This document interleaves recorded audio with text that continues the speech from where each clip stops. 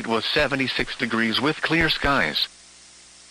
Flood advisory in effect until 1:15 a.m. Eastern Daylight Time, or 12:15 a.m. Central Daylight Time Monday. Flooding caused by excessive rainfall is expected. The areas affected include a portion of southwest Indiana, including the following counties: Pike, Spencer, and Warwick.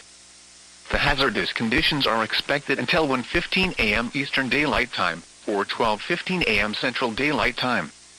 The following impacts are expected: minor flooding in low-lying and poor drainage areas.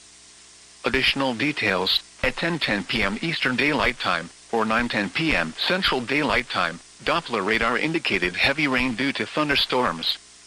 Minor flooding is ongoing or expected to begin shortly in the advisory area. Between 0.5 and 1.5 inches of rain have fallen.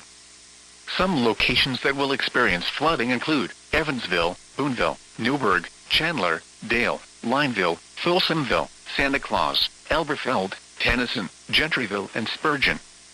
http://www.weather.gov/safety/ flood turnaround. Don't drown when encountering flooded roads. Most flood deaths occur in vehicles. The flood warning is now in effect.